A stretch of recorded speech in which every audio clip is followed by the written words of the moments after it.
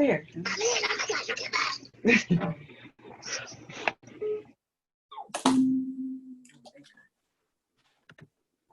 Ambrea? Girl. Devil is a lie. You hear? That was crazy. Wow. I mean, we couldn't get anything going. Oh my God. Listen, since the quarantine and coronavirus, like this has literally been my life, is Zoom meetings and Facebook Lives and panels through the internet. And this has never, ever happened. So that's okay. Some good stuff is about to come out of this. And I already know the devil was trying it, but we stayed persistent. So he wanted us to give up. He wanted us to give up, but guess what? He understands that Tammy, she don't really give up for real. Yeah, listen, me neither. Like he already know he's in for some trouble.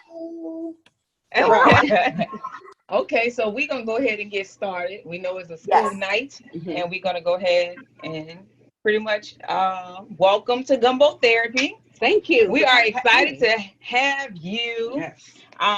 If you would, please tell the audience a little bit about you. Sure. Okay, so my name is Ambrea. Actually, Tamra is my very first cousin and one of my bestest friends. But I live in Ohio. I've got 4 small children with my husband, Kevin, who we met in high school. Kevin has a finance degree. I have a pharmacy degree. And I did pharmaceutical sales for 15 years before deciding to take a leap of faith and get out here and see what entrepreneurship was like.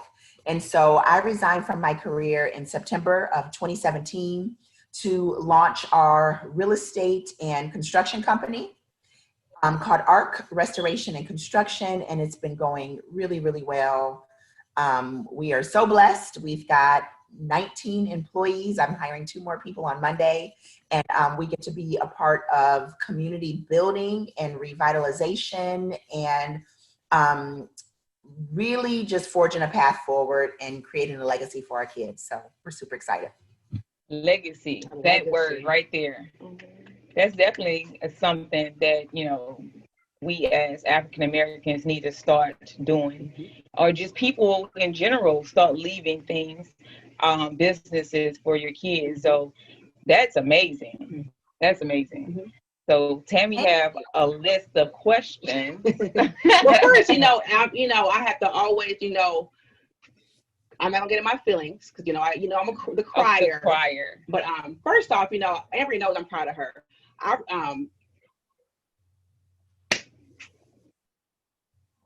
Keep it together.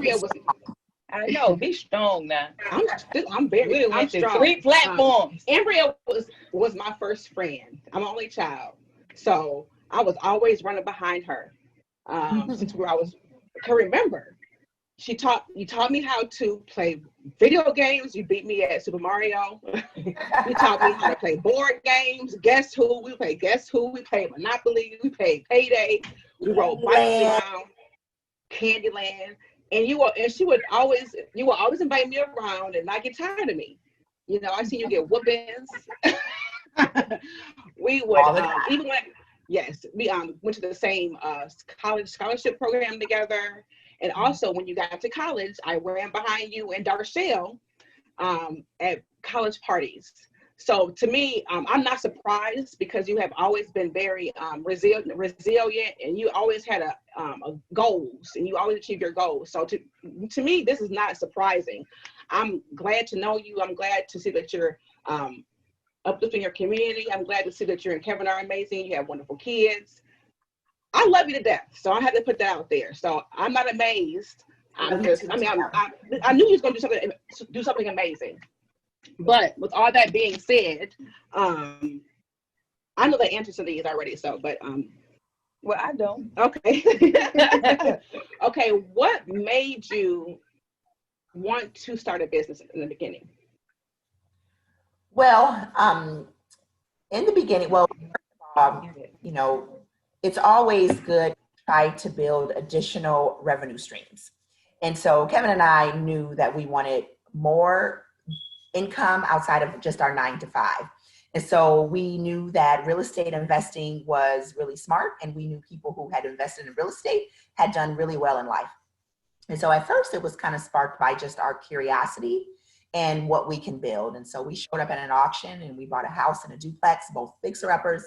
We had no idea what we were doing. Neither one of us have a construction background. Learned a lot, leaned on people who we know were in the profession, and they would help us in the evenings. We would go to work. Kevin especially would change his clothes in the car and go work on fixing these properties up. And so we started renovating them, and we never flipped. I say that I'm a hoarder.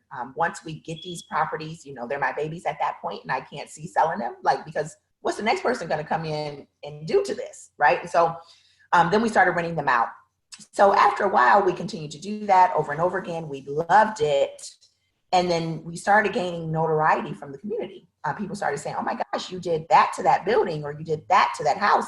I can't believe that. I have a house, I have an office, I have a building. Can you help me? So a lot of people started saying that. And I thought to myself, okay, we have an opportunity now. I don't know if I'll have the opportunity 5 years from now, 10 years from now, but the opportunity is here in front of me. I have to at least explore it and see what happens. If I fail, whatever, I can go back to my career. You know, there's always opportunities to make money. And so, but I thought I needed to pursue it right then and there, or the opportunity was going to pass me by. I thought, you know what, let me resign and start this construction company and see what happens. You know, people are trying to hire us for our services. Why don't we just go ahead and do this legitly? Get a team in place, get a website, get some business cards, get a name for the company. But I just knew that I had to explore it at that moment, or it was going to pass me by. So that's kind of what fueled it. Wow, that's the move, walking like I talk it. I mean, like, to just resign and just go for it. Now, neither your husband or you all don't have a real estate background. You all have real estate background? Wow. Zero. Zip. Kevin has a finance degree, pharmacy degree. So no one that I knew personally were investing in real estate. Literally, it was just curiosity. And I had made a Facebook post about this recently, that we've never been afraid to take risk. And I think that's what holds a lot of people back. They become too comfortable and attached to what they currently got going on. They know they want more. They just don't have the courage to explore what that more is. And Kevin and I, from the beginning, he's a white guy, he's Polish background, Irish background. Even from us from the beginning, getting together was a risk, right? But it was one that we were willing to take because, you know, obviously we loved one another, and we were like, well, whatever.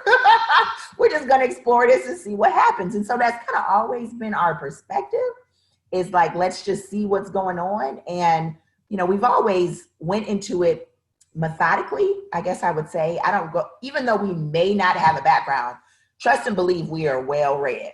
So we didn't research forwards, backwards, sidewards. We've talked to people who were in the industry and said, you know what, we went to meetings before we even bought places. We were going to real estate investment meetings just to see what was going on, just to see what they were talking about and explore it. So we've always been well read and trying to seek to understand first and then make the move. Even though it's still risky, even though it's still scary, even though it's still it goes against everything that we've been taught, we still kind of go for it, and we've never been afraid to do that. That's amazing. That's amazing. I think it's probably the riders in us. You know, we are kind of risk takers anyway. We ain't never scared now. So right. We just go for it. It's like in your DNA. It is. And you can't teach that. It gotta be in you. And something gotta kick at some point. Mm-hmm. You know, you can't just keep waiting and keep waiting. And you have to do it. A leap of faith. Literally. A leap of faith. Yeah, for sure. And literally, I named the company ARC Restoration Construction, and in every company we have after it's ARC, because it's only been a leap of faith. We don't know what the outcome's going to be. We're just trusting and believing that God's got us. And as long as we work our butt off and stay prayed up and keep our circle tight, right? Because everybody's not going to be for you. And so if you're moving forward and you have the faith and you're not afraid to work hard and get your hands dirty, then it'll work out in the end. But you really do have to take that leap of faith and that risk and right up front, really, because being comfortable will kill you. Yes. No lie. Oh my gosh. Oh my gosh. It stops your growth. You can't move forward. You can't see past it. And we're out here with a million gifts God has given us, but people don't tap into them.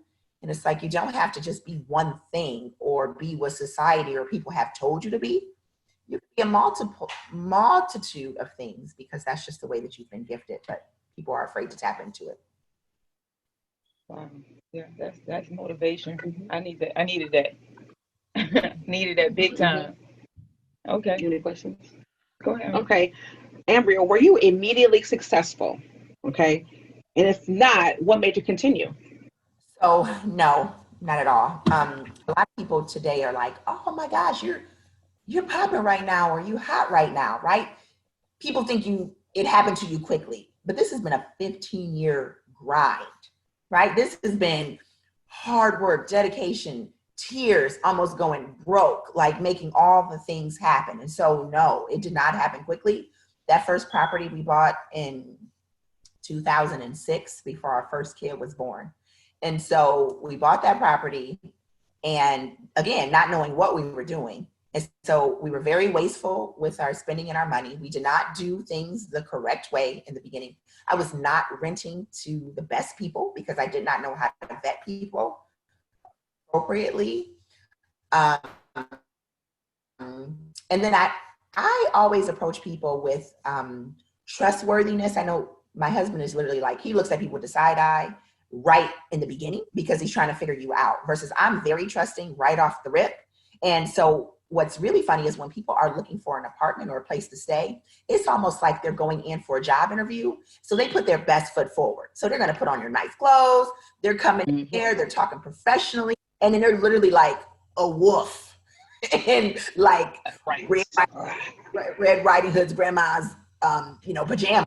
And it took us a long time to properly vet people and know what to look for. And so we've been burned a lot of times, but everything is valid. And so even though we went through that and it was terrible and we had to evict people and figure out these things and the right way to renovate, it all set us up to where we are today. And so I don't discount even all, the L's we took in the beginning, because it helped us to get better and it helped us to be where we are today. So we needed it. We needed to go through kind of those storms and figure out the proper way to do things so we can be here today working on a multi-million-dollar deals and be smarter about period. it. Look, period. Multi. Okay. I mean, but I think the fear of not being successful right away. And you're not going to be. Will have always. 1 foot out and 1 foot in because of safety. Like, okay, I know I can fall like back. This. I'm like double dutch. Like I'm about to jump inside the rope and I'm like, wait, hold on. Y'all go a little slower. Mm-hmm. But I guess it's just that fear. But again, it comes from, you got to have it in you to just go ahead and say, forget it. I'm just going to go for it. Yeah, no, I had been, to your point, I had been 1 foot out the door for a lot of years before I was really finally ready mentally to jump fully in. So when I realized that I needed to quit, it probably still took me a year, you guys, before I was struggling. Like, I can't quit. Like, my salary is the bomb. My job is the bomb. What's wrong with me? Why am I not being fulfilled? Like, this is the dream job. What's going on? And so literally it took me a year. And then finally I was like, I have to be all in for it to be successful. All or nothing. 1 foot in, 1 foot out. If I really want to grow this thing and pursue it, I've got to be 100% committed.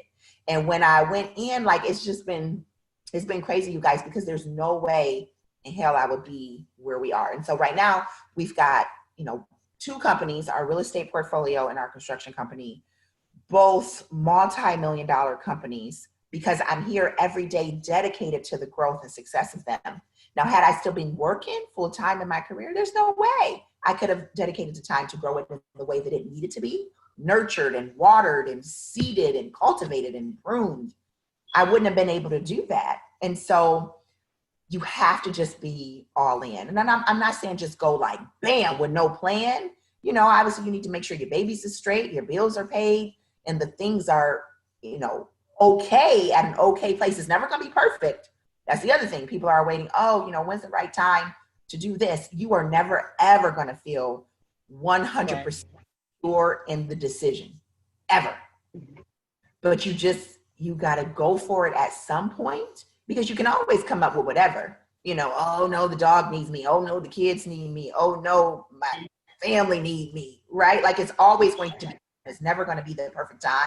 And I know if I didn't jump off, right, the merry-go-round at that point in time, it was just going to completely pass me by.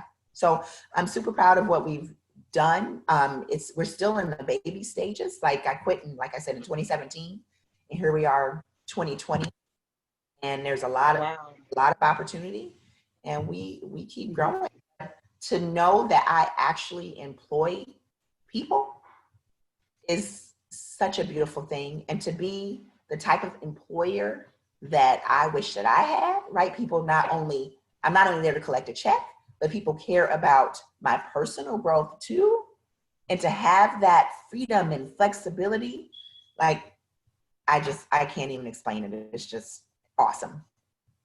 You can tell that, I can tell about your face. You're fulfilled and you're glowing, and it's just like you enjoy what you do, and you look forward to going to work. You look forward to getting up and going to work. And that's why folks that work at certain areas and certain types of organizations, they have an attitude. They don't want to be there, and they didn't go for it. They got, how can I help you? They mad. Right. They mad because they didn't go for whatever it was. But I can just tell from your facial expression that you just excited about it's her passion. Yeah, and you're passionate about it. Like you can go on and on. Right. And you have a story to tell. So that's amazing. Do you think a book will be coming soon? Yes, I have so much to say, especially to Black women, because I feel as if, you know, we're carrying the weight of the world on our shoulders. And because of that weight, we don't feel that we can be risk takers. But to carry that weight and take the risk, you can take your people and build your community and go so much further. If you would get out there, we can literally change the world. But too many of us are like, nope, I got to do this. My mom need me, my dad need me, my family need me. And we just feel that we can't go for it, or we put ourselves at the bottom of the list, and you know, we don't get our needs met because we're meeting everyone else's. And it's okay to be selfish and pursue your own hopes and dreams and careers. And in fact, if you do that, not only are you going to be happier, but you're going to be in a better place to serve the people who rely on you and your community. And so, yes.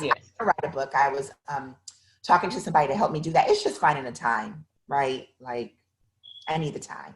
But yes. Okay, that's awesome. I can't wait to. I know Tammy's gonna definitely have us have your book in our book club, and be okay. We're on chapter, so I'm excited about that. Hopefully, I'm in there at some point. Ambrea, let's talk about a little bit about sacrifices. Specifically, people want, you know, they see your story, they see that you've done well. They don't know about sacrifices. I remember you moving into your apartment building. You want to talk about that a little bit? How you moved out your house? Absolutely. So, if you want to win big, you have to be willing to sacrifice something. Again, a lot of people aren't willing to give up their comfortability, right, or what they currently got going on. But you have to be able to sacrifice, right? The Bible talks a lot about sacrificing in order to get big rewards or earn the reward. And so you have to be willing to give something up to get something in return. Yes. So Kevin and I lived in the suburbs for about 10 years, and this entire time we were buying real estate on the side, renovating them. Well, it really came to a head when we moved out of buying single family homes and duplexes. And then we had a huge level up, and we purchased a 15-unit building that the entire thing had been condemned because it had caught fire. Deal. but we literally kind of went into it like, we're going to purchase it because it's a good deal. We're going to figure it out, sort of thing. We didn't have a plan. We don't have the capital stack. We just going for it. So we bought this thing, and it needed so many resources, so much money. And we didn't have that money. And we kept going to banks, and they kept telling us no and no and no. And my salary wasn't cutting it, and the money that he had wasn't cutting it. And we were doing everything we can. We were like, we're going to piece this together. How much is one window? Right? Like, we're going to buy this one window, and then in 2 weeks, we can afford the next window. Like, we were literally piecing this thing together. Yeah. And then at one point, we looked around, and we were like, you know what? We live in this big old house in the burbs. It really is boring here on this cul-de-sac anyway. Right.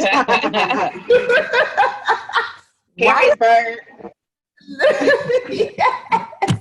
Why don't we sell this house, like put it on the market and to this building, and all the money that we get now, we're not spending on a mortgage. It can just go right into the renovation of this. We sure did. We put the house on the market on a Wednesday, and we had renovated that sucker like a mug. We had upgraded it to no end, and it sold on Friday. We put it on the market on Wednesday. It sold on Friday. We had 30 days to get out. We got out that mug. We moved into that apartment building, and the place that we moved in wasn't even finished. Like, some of the flooring was done, some of the painting was done, but we knew that we had to sacrifice a huge house in the suburbs, and to level up, we had to make a big move. And so we did. And so we moved in that mug. And then at that point, you know, our credit score went higher. All the money that we had just went into the renovation of that mug. And we were there to protect our assets because we lived with everybody who we had rented to. And so if something popped off, listen, we were right. You know, they right there. Who is this guest? Like, and so it was a great move for us. And listen, I could have still been there today, but I just kept having kids. And so it didn't work out. But I absolutely loved I love when you live in the apartment. I loved it. We had fun over there. It was so fun. I loved living there. And it was right across the street from the park. And we could get out there and touch and ride our bikes. It was the best. But it was a big sacrifice for us. And people thought we were crazy. People were like, you sold your house for this? Like, but they didn't get it, right? They didn't get the vision. Right. We knew what I was about to say, the light. And they don't have to get it. They don't have to understand. Yeah. Y'all was looking at something else, something way bigger. And if you're on the outside looking in, you only going to see what's right in front of you. You don't really know what we have or what we get aiming for. Wow. Yeah. So Kevin, we're like, your wife let this happen? Like, you were able to move there? Like, she was okay with that? And I'm like, tell them they don't know me very well, right? Because for me, it was not about aesthetics or living in a particular place. It was always about, I mean, I like adventure. I like spontaneity. You know, I like to switch things up. And that's exactly what that was able to do. And then from there, we bought the apartment building next to that one. And then we ended up buying an apartment building next to that one. But there right away. But if we were living in the burbs, we wouldn't have saw those opportunities. Right. And so it was a really pivotal move for us, but it was definitely a sacrifice in the eyes, I guess, of everyone else. But for me, it just made sense. For Kevin, it just made sense. Well, I think it's amazing. I mean, it's definitely showing foresight. You have to see the vision. What's the song? Write the vision and make it clear, or something like that. I'm probably quoting the Bible so wrong, but definitely for others seeing in, especially probably our family. You live in this big old house in Perrysburg to go to like Central Toledo. You say Central Toledo. That's like that's like, I won't say Fairview, but it's like, what? Yeah, I would have been like, what you doing? But what was awesome too was that when we were renovating that, we never slapped lipstick on a pig. We really put out a product that you don't typically see in Toledo market.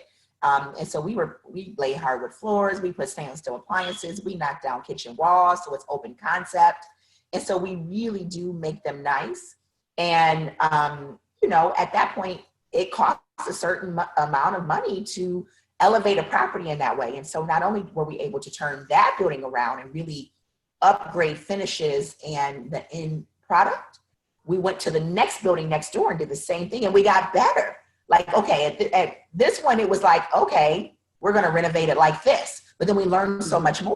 We renovated the next one, we only made it better. And then when we went to the third on the block, it was even that much better because we were learning as we went. And we truly do invest in the buildings as a whole.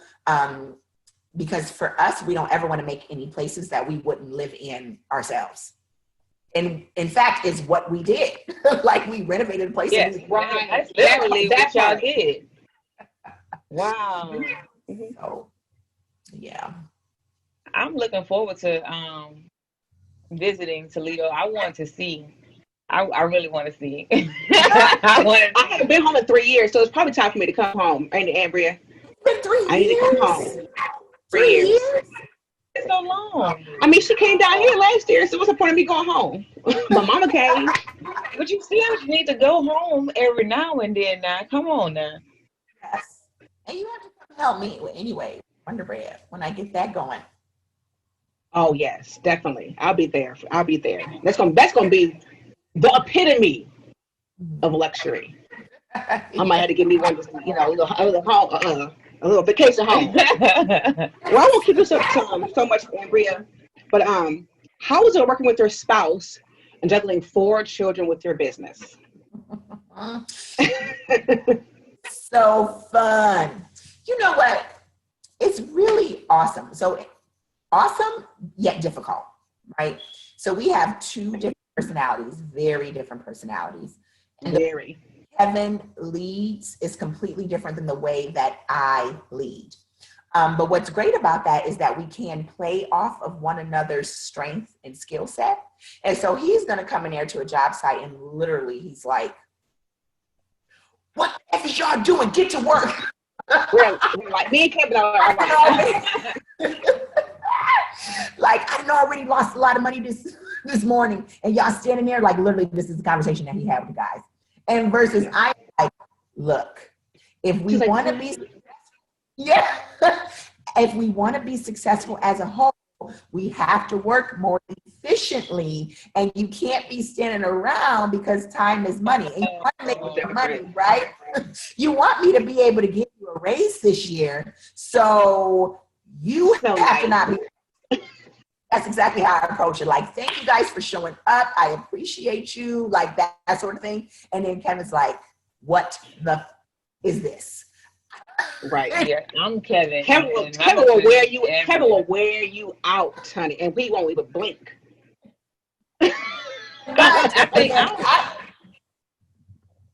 Yeah, but then I come in and I'm like, you know, after he didn't cuss people clean the heck out, I could come in and smooth over, talk everybody up, calm him down, and then it's business as usual, right? And so we play really well off one another. And so it actually works out very, very well. Kevin, with his finance background, he's all about the numbers. So for him, he needs to see a spreadsheet, and he needs to talk about a pro forma and how the numbers make sense. And I'm always like, it's gonna look like in the end. Does this guy expose brick? Like, you know what I mean? Can I put a kitchen countertop in there? Do we have an island? Like, what can I pick out, right? And so it's like, it's great because he's coming in with the numbers and I'm coming in with aesthetics, design, what it's going to take to get people in the door. And it's just a really good partnership. But then it's difficult when I'm trying to make moves or he's trying to make moves and we don't agree. And like, for instance, so on Monday, we have 2 managers starting. One manager is starting on the construction side and another manager is starting on the property management side. And Kevin's like, no, we can't afford them. And my perspective is we can't afford not to. Because at the end of the day, we can't continue to wear all these hats and they have to come in and manage all the things on our behalf. Because right now it goes from employee straight to the owner. Where do they do that at? Does anybody know who the owner is of Target? Does anybody know who the owner is of Starbucks, Kroger, no. Right. Like, and obviously we're not on that large of a scale. However, the way that we're growing, we have to put in some managers because there's no way an employee can have a question and then always contact the owner. And then we're always, Right.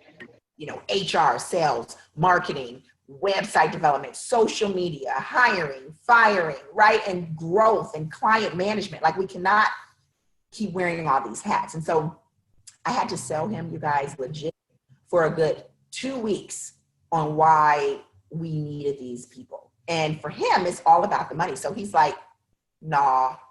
But I got to be like, listen, we can't continue and experience the type of growth that we're having without these people in place. And so from that perspective, it's very frustrating when you're like, it's so clear to you what you need, but then for him, it's so clear that it's a different path you need to take. And so we just try to, you know, walk it out. Mostly it's me being like, nah, and just moving forward anyway. And then he eventually get on board, but I just have to go with it because he won't. Mm-hmm. So, I mean, it's hard, but it's fun at the same time. And we work it out at the end of the day.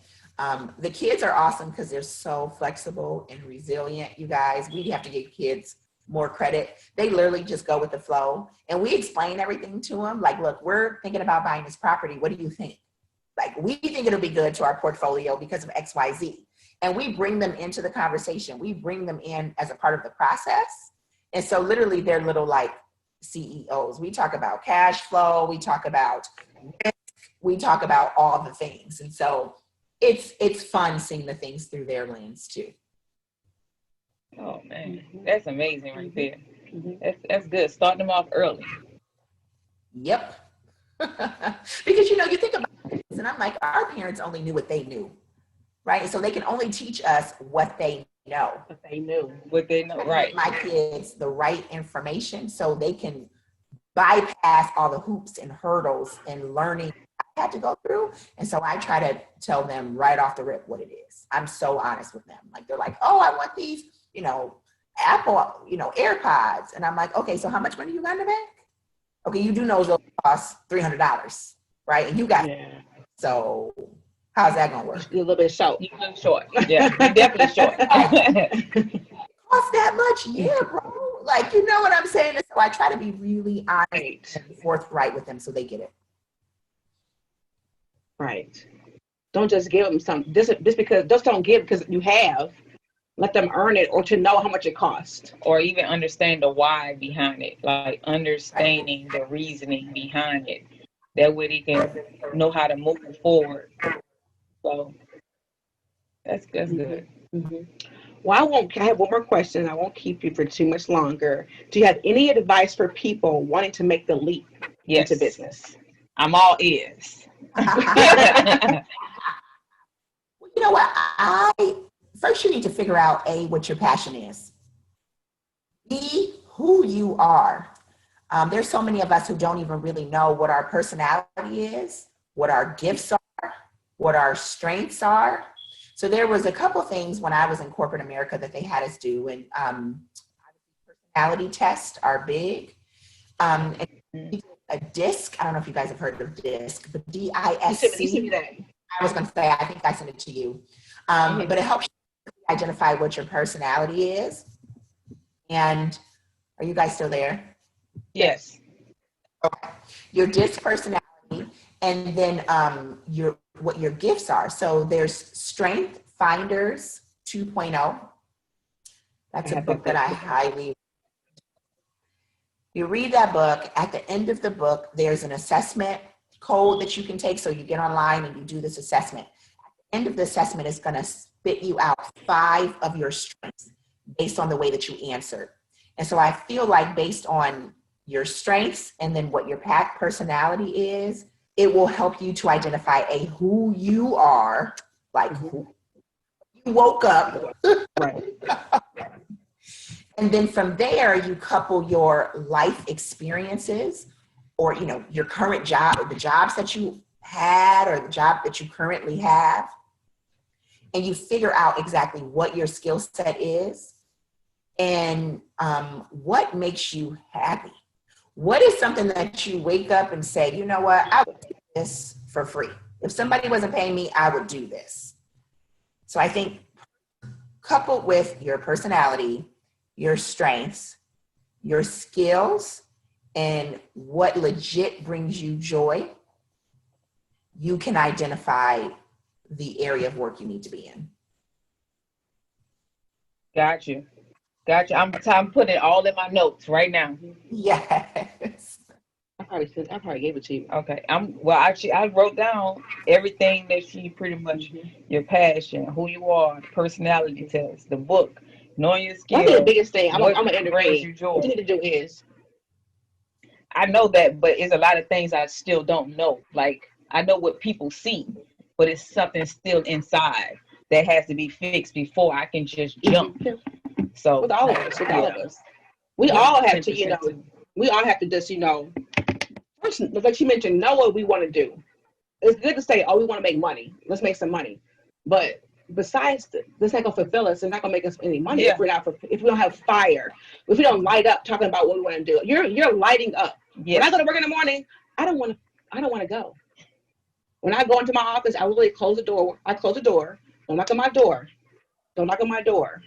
Knock on my door. It pays me, and thankfully, I'm able to pay the bills, but it's not fulfilling. Yeah. And honestly, Ambrea, I'm at the point where honestly, if they let me go for some reason, I won't even care. I'm like, all right, take this little money I got, and I'm gonna go on my business. Because, we're too old. We're getting older, and with how COVID's happening and all this is happening, nothing is guaranteed. So let's just go for it. And you know what? Something. If you are only motivated by making money, shit ain't gonna work.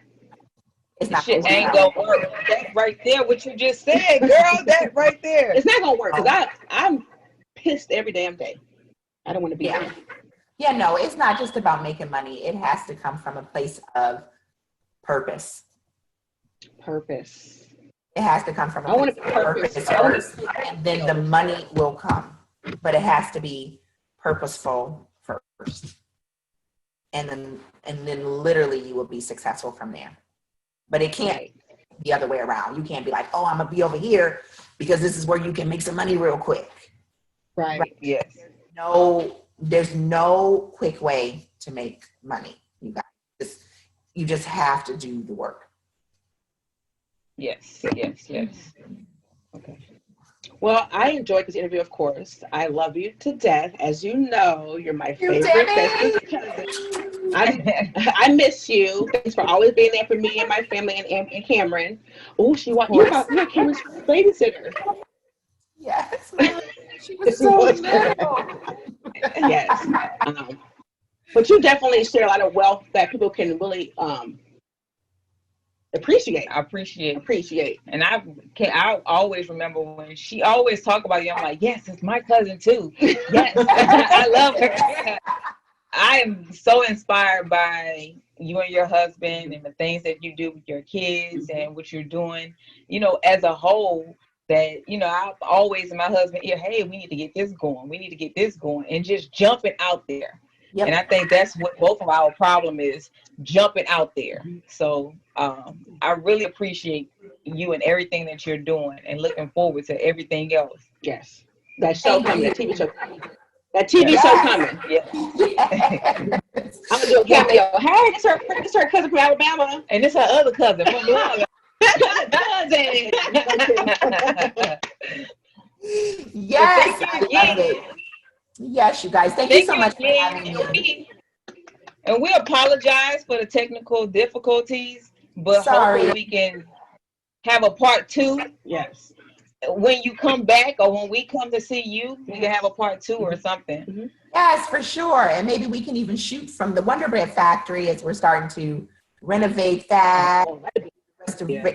Renovations on it. And so, that'll be big for us. So, I'd love to do it again. Yes, absolutely. Thank you guys for having me. Seriously. Love you, Deb. Have a good day. Love you. Bye.